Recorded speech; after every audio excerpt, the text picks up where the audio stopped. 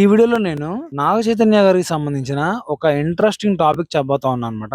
అదేంటంటే నాగ చైతన్య గారిని ఈ మధ్య ఒక ఇంటర్వ్యూలో మీకు బాగా ఇష్టమైనది ఏంటి అని అడిగితే అందరూ ఆయన శోభిత గారని చెప్తారని అంటున్నారు అనమాట. లేదంటే సెకండ్ ప్లేస్ లో సినిమాలు అంటే ఇష్టం అని చెప్తారేమో అనుకున్నారు. కానీ ఆయన ఇవేమీ కాకుండా ఇంకో పేరు చెప్పారనమాట. ఆ పేరు విని అందరూ షాక్ అయ్యారు. ఆయన్ని మీకు ఏది ఇష్టమైంది అని అడిగితే ఆయన ఏం చెప్పారంటే, నాకు సినిమాలంటే చాలా ఇష్టం కాబట్టి నేను ఇన్ని సంవత్సరాల నుంచి కూడా సినిమాల్లో పోరాడుతా ఉన్నాను. మంచి సినిమాలు తీయడానికి, మంచి కంటెంట్ తో ప్రేక్షకుల్ని ఎంటర్టైన్ చేయడానికి చాలా బాగా శ్రమిస్తా ఉన్నాను. అలాగే నాకు నా భార్య శోభిత గారన్నా కూడా చాలా ఇష్టం. కానీ నాకు వీటన్నిటికీ మించి ఇష్టమైంది కార్ రేసింగ్ అని చెప్పారనమాట. నా చైతన్య గారికి చిన్నప్పటి నుంచి బైక్ రేసులు అన్నా, కార్ రేసులు అన్నా చాలా ఇష్టం అంట. దానికోసం రేసింగ్ కోసమే ఆయన చాలా కార్లు, బైకులు కొన్నారని చెప్పి తెలుస్తోంది. దాంట్లో కూడా ఇప్పుడు ఆయన దగ్గర 4 కార్లు ఉన్నాయంట.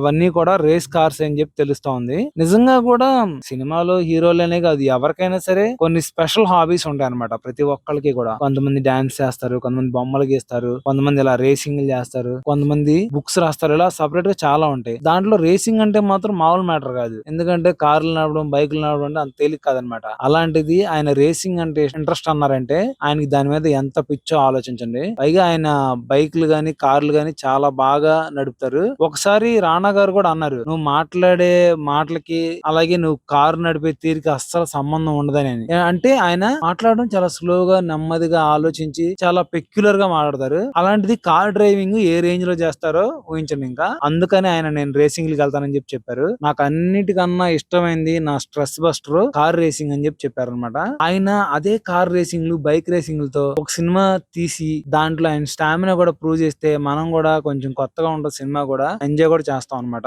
చూద్దాం ఫ్యూచర్ లో ఎలాంటిది ఏమైనా చేస్తారేమో.